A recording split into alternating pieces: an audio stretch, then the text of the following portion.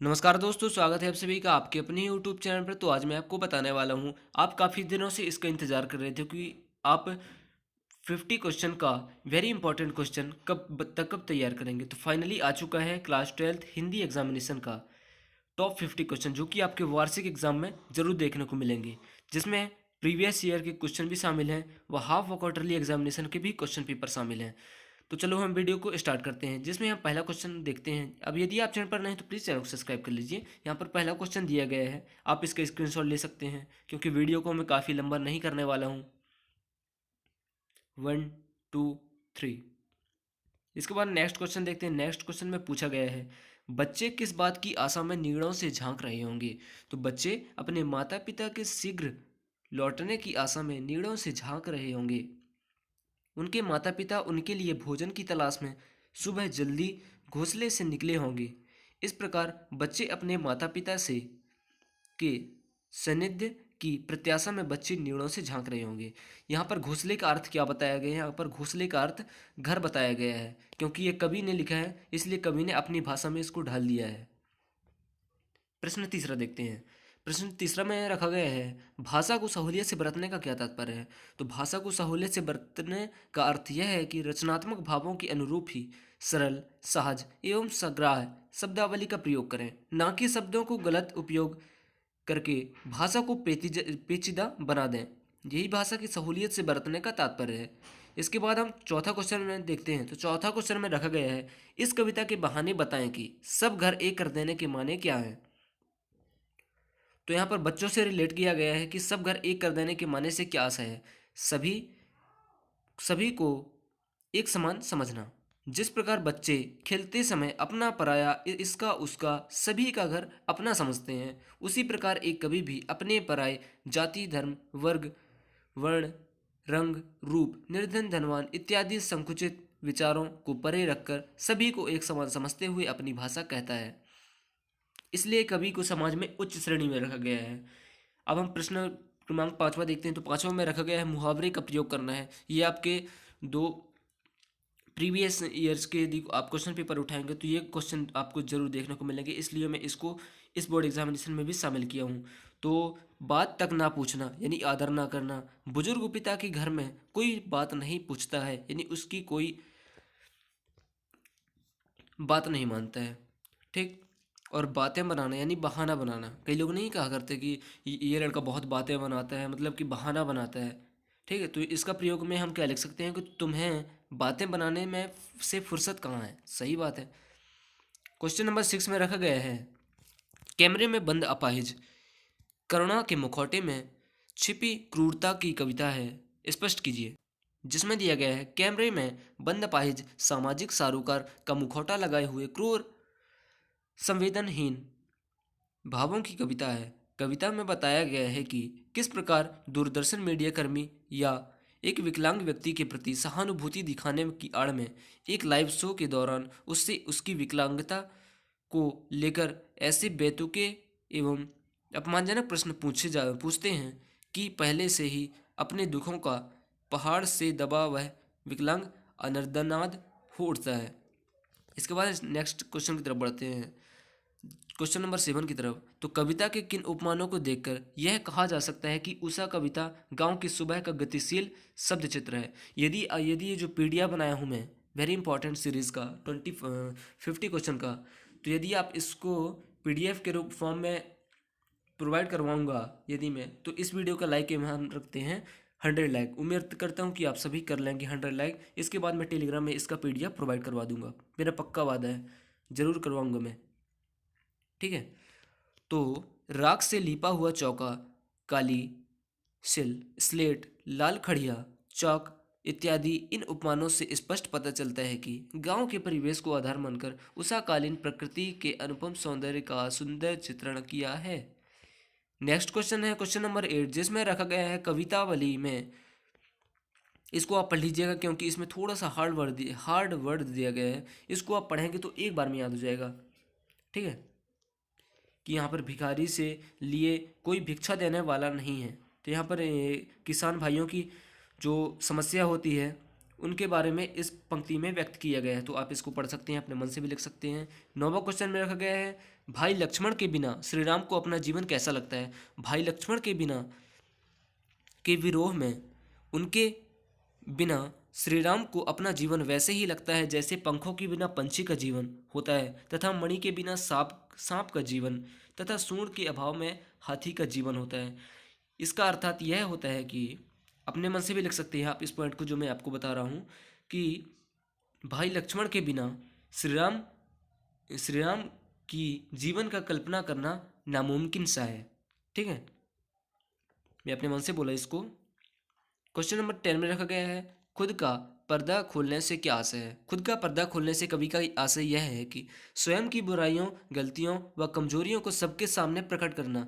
कवि कहना चाहता है कि जो व्यक्ति सदैव दूसरों की निंदा करने में लगा रहता है, वह जानी अनजानी संसार के सामने अपनी स्वयं की कमजोरियों उजागर करता है। तो सही बात है, आप अपने घर में देखते होंगे कि कई लोग मतलब ऐसी निंदा करते रहते हैं पड़ोसियों में कि आप खुद समझ सकते हैं, आप तो समझदार लोग हैं। ठीक है, तो हम क्वेश्चन नंबर 11 की तरफ बढ़ते हैं। तो भारतेंदु युग के निबंध की 4 विशेषताएं लिखिए। तो यहाँ पर 4 विशेषताएं तो नहीं बट 3 विशेषताएं दी गई है। आप इनका स्क्रीनशॉट लेकर इसका आंसर नोट डाउन कर सकते हैं। ये question very very important question है, आपके हर साल बोर्ड एग्जामिनेशन में यह क्वेश्चन जरूर देखने को मिलता है। तो आप इसका लिख सकते हैं, सड़ी गली मान्यताओं एवं रूढ़ियों का प्रबल विरोध है। मतलब कहीं ना कहीं इस जो भारतेंदु युग था, ये कहीं ना कहीं भारत के जो विकास के लिए वेरी इंपॉर्टेंट था, क्योंकि इसमें देखो ऐसी रूढ़ियाँ थी जो कि कई सालों से चली आ रही थी, वो इस युग में, भारतेंदु युग में इनका प्रबल विरोध हुआ था। तो ये कहीं ना कहीं भारत के विकास के लिए अच्छी बात है। शैली सरस, हृदय स्पर्शी एवं मनभावन है। तीसरा, निबंधकार अंधानुकरण के घोर विरोधी थे। क्वेश्चन नंबर 12 देखते हैं, जिसमें दिया गया है, द्विवेदी युग के निबंधों की प्रमुख विशेषताएं लिखिए। पहला, निबंधों में गंभीरता का समावेश है। निबंधों की भाषा प्रांजल एवं परिमार्जित है। हिंदी में समालोचना शैली का प्रयोग भी इसी युग में हुआ है। 30 क्वेश्चन में रखा गया है, कहानी और नाटक में अंतर स्पष्ट करनी है। तो इसको तो आप समझ ही गए होंगे कि कितने इंपॉर्टेंट क्वेश्चन है ये। आपके 7वीं 8वीं से ये क्वेश्चन लगातार पूछा जा रहा है, आप इसको एक बार पढ़ेंगे तो आपसे बनने लगेगी। कहानी श्रव्य काव्य है, जबकि नाटक को अभिनय के द्वारा प्रस्तुत किया जाता है। कहानी को पाठक पढ़कर आनंद लेते हैं और नाटक अभिनय के द्वारा प्रस्तुत होता है। कहानी का आकार छोटा होता है, जबकि नाटक का आकार अपेक्षाकृत बड़ा होता है। कहानी किसी शैली में लिखी जा सकती है और नाटक में संवाद शैली का प्रयोग होता है। इसके बाद हम 40 क्वेश्चन की तरफ बढ़ते हैं। 40 क्वेश्चन में दिया गया है, नाटक व एकांकी में कोई 4 अंतर स्पष्ट करनी है। जिसमें पहला अंतर दिया गया है, नाटक का आकार बड़ा होता है, जबकि एकांकी नाटक की अपेक्षा छोटी होती है। सेकंड स्टेप में दिया गया है, नाटक में कई दृश्य एवं अंक होते हैं, जबकि एकांकी में केवल एक अंक का चित्रण होता है। तीसरा, नाटक में मुख्य कथा के साथ साथ प्रासंगिक कथाएं भी होती है। तीसरा, प्रासंगिक कथाओं के लिए कुछ स्थान नहीं होता है, जबकि इसमें चौथा पॉइंट दिया गया है, नाटक में संपूर्ण जीवन का चित्रण होता है और एकांकी में जीवन के एक खंड का चित्रण होता है। क्वेश्चन नंबर 50 है, जिसमें रखा गया है, नाटक के 4 तत्वों के नाम लिखना है। जिसमें पहला है कथा वस्तु, चरित्र चित्रण, संवाद व अभिनेता। इसको आप नोट डाउन करके स्क्रीनशॉट ले सकते हैं या फिर वीडियो पॉज करके आप नोट भी कर लीजिएगा करिएगा। 60 क्वेश्चन में रखा गया है, भक्तिन अपना वास्तविक नाम लोगों से क्यों छिपाती थी। भक्तिन का वास्तविक नाम लक्ष्मीन था, अर्थात लक्ष्मी है। यह समृद्धि सूचक नाम उसके भाग्य की रेखाओं से नहीं मिलता था। यानी कि जैसे देखो, उसका नाम लक्ष्मी था और लक्ष्मी लक्ष्मी किसके पास होती है, जिसके पास धन होता है। बल्कि भक्तिन के जीवन में ऐसा नहीं था, उसके जीवन में बिल्कुल इसके विपरीत था।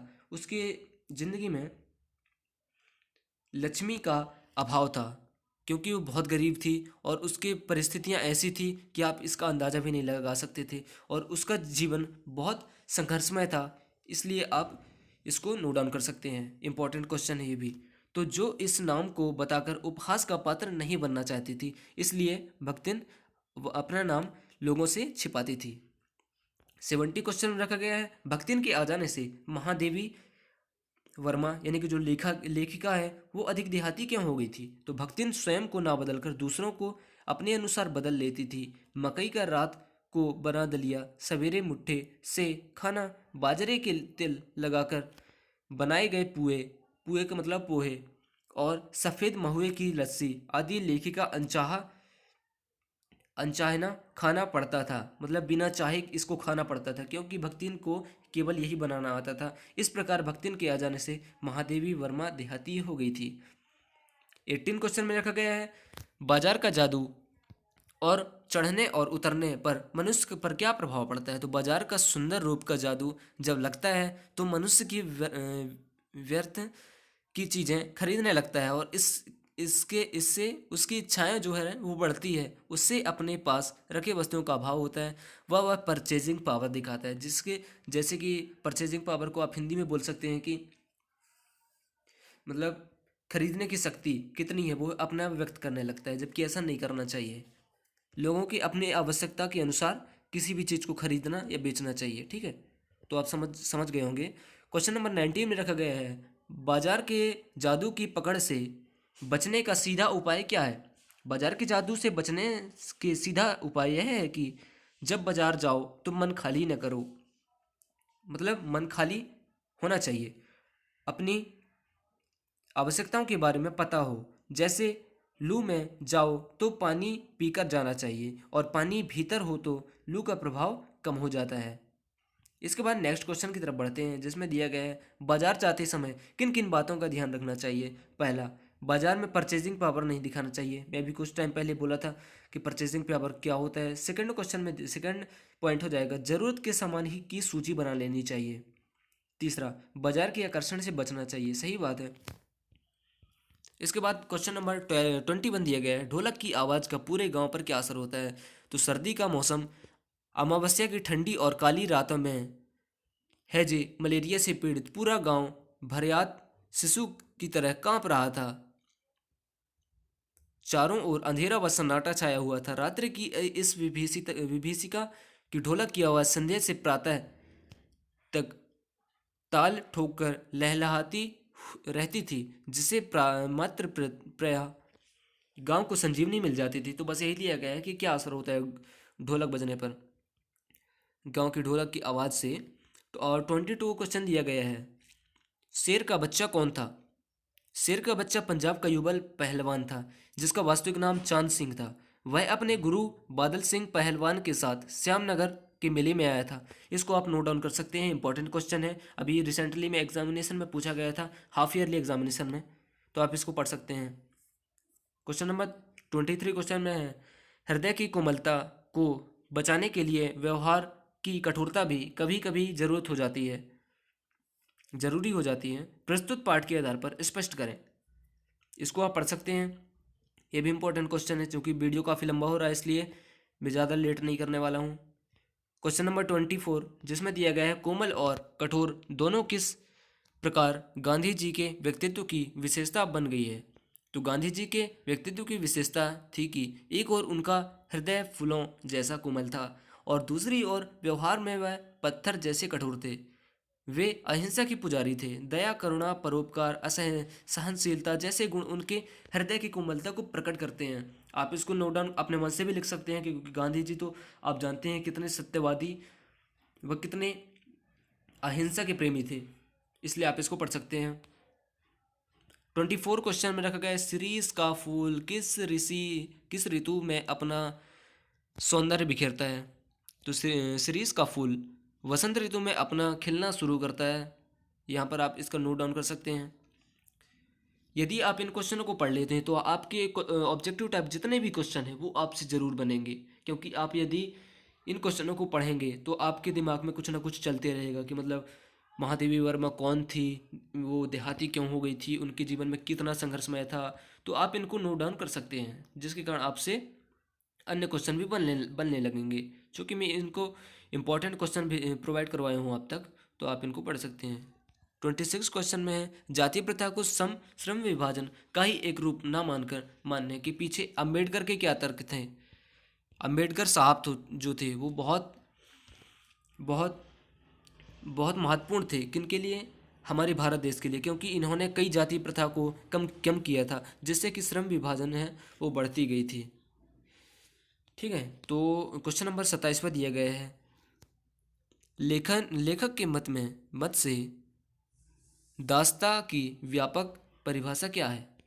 यहाँ पर दिया गया है, आप इसका स्क्रीनशॉट ले लीजिए। 1 2 3। क्वेश्चन नंबर 28, वर्तमान समय में परिवार की संरचना स्वरूप से जुड़े आपके अनुभव इस कहानी से कहाँ तक सामंजस्य बिठा पाते हैं। ये आपको अपने मन से ये क्वेश्चन लिखना है, क्योंकि आप इसको नोट डाउन नहीं भी करेंगे तो आपको चलेगा, बट ये क्वेश्चन इंपॉर्टेंट है, आप इसको पढ़ सकते हैं। क्वेश्चन नंबर 29, ये तो भैया इंपॉर्टेंट क्वेश्चन है, इसमें क्योंकि 3 विशेषताएं दी गई है। आपकी ये क्वेश्चन 4 नंबर का आता है, जो कि इसमें 3 विशेषताएं लिखना होता है और ये 4 नंबर का क्वेश्चन आता है। तो यहाँ पर हो जाएगा, यशोधर बाबू के चरित्र की कोई 3 विशेषताएं लिखना है। तो पहला, असंतुष्ट पिता, इसको आप अपने मन से लिख सकते हैं, मैं पॉइंट वाइज आपको बताई दे रहा हूँ। और पारिवारिक जीवन शैली। तीसरा, परोपकारीवादी। 30 क्वेश्चन में रखा गया है, जूझ कहानी के शीर्षक से आप क्या समझते हैं। तो जूझ कहानी एक किशोर द्वारा भोगे हुए गवई यानी ग्रामीण जीवन के खुरदुरे यथार्थ, मतलब जो जूझ कहानी था वो बहुत संघर्षमय था, मजदूरों के संघर्ष की भी झांकी है। कहानी का नायक हर कदम पर संघर्ष करता है। ठीक है, तो आप इसको नोट डाउन कर सकते हैं। तो बचपन में पाठशाला के जाने के लिए संघर्ष करता है। तो बस पूरे संघर्ष में जीवन था जूझ कहानी में, तो आप इसको लिख सकते हैं। 31 क्वेश्चन में है, सिंधु सभ्यता साधन सभ्यता संपन्न थी, पर उसमें भव्यता का आडंबर नहीं था, क्यों नहीं था। तो यहाँ पर इसका आंसर दिया गया है। यह क्वेश्चन आपके हाफ ईयरली एग्जामिनेशन में भी पूछा गया था, इसलिए आप इसको पढ़ सकते हैं। क्वेश्चन नंबर 32 में रखा गया है, मोहनजोदड़ो से के घरों की क्या विशेषता थी। तो इसमें जो पुरातत्व में मिले थे मोहनजोदारो के जो घरों की क्या विशेषता थी, इनके घर में क्या फीचर्स थे, तो इनको आपको इस पंक्ति में व्यक्त करना है। क्वेश्चन नंबर 33 जिसमें रखा गया है, प्रमुख जनसंचार माध्यम कौन कौन से हैं। तो ये समाचार पत्र, पत्रिकाएं, फिल्म, रेडियो, टेलीविज़न, टेलीफोन, पुस्तकें, इंटरनेट आदि। क्वेश्चन नंबर 34 में रखा गया है, इंटरनेट पत्रकारिता क्या होती है। हिंदी के उन समाचार पत्रों के नाम लिखना है जो नेट पत्रकारिता से जुड़े हुए हैं। आप इसको स्क्रीनशॉट ले सकते हैं, चूँकि ये जो पत्रकारिता हैं इनको नाम आप अपने मन से भी लिख सकते हैं, जैसे दैनिक भास्कर, नई दुनिया, हिंदुस्तान, अमर उजाला, नव भारत टाइम्स, या फिर जागरण, या फिर भास्कर। आप इसको नोट डाउन कर सकते हैं, इजी क्वेश्चन है। क्वेश्चन नंबर 35, पत्रकार कितने प्रकार के होते हैं। पत्रकार पूर्णकालिक, असंकालिक व फ्रीलांसर 3 प्रकार के होते हैं। 36 क्वेश्चन में है, किन्हीं 2 राष्ट्रीय समाचार पत्रों के नाम लिखना है। पहला, नवभारत टाइम्स जो कि हिंदी प्रसारण करता है। दूसरा, हिंदुस्तान जो कि भी हिंदी प्रसारण ये भी करता है। 37 क्वेश्चन में अच्छे लेखन के लिए ध्यान देने योग्य कोई 2 बातें लिखना है, तो वहाँ पर आप लिख सकते हैं। क्वेश्चन नंबर 38, मीडिया की भाषा में बीट किसे कहते हैं, यहाँ पर दिया गया है, तो आप इसका स्क्रीनशॉट ले लीजिए। 1 2 3। कविता के मूल में क्या होता है। कविता के मूल में संवेदना है या फिर राग तत्व है, जिसे हम कह सकते हैं।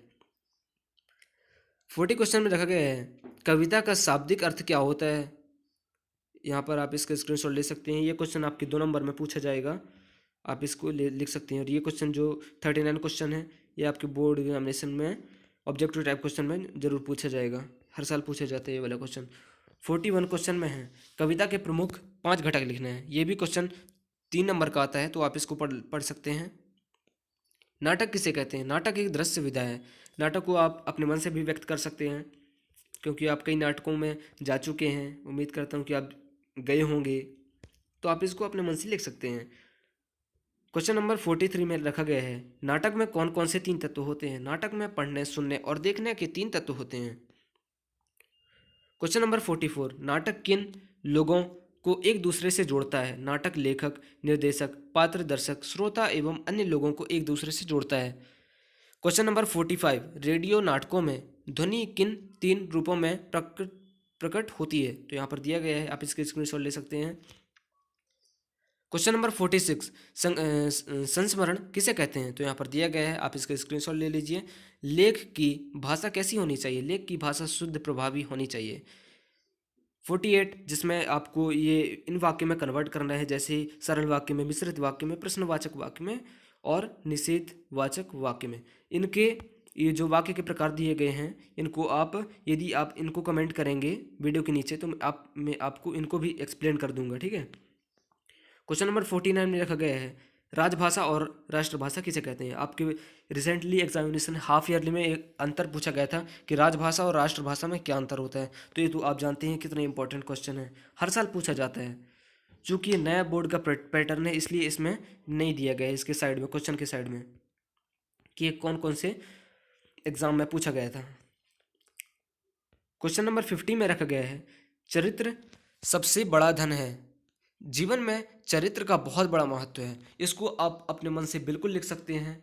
आपके दैनिक जीवन में यह क्वेश्चन डेली पर डेली सामने आते जाता है, क्योंकि चरित्र, आप कई लोगों से मिलते हैं तो आप देखते हैं कि कई लोग बात के बड़ी धनी होते हैं, कई लोगों को बात करना बहुत अच्छा लगता है, कई लोगों को नहीं लगता है, कई लोग चुप रहते हैं। तो आप इनको अपने मन से लिख सकते हैं, एक दैनिक जीवन की बात है, या फिर आप इसको याद करके भी लिख सकते हैं।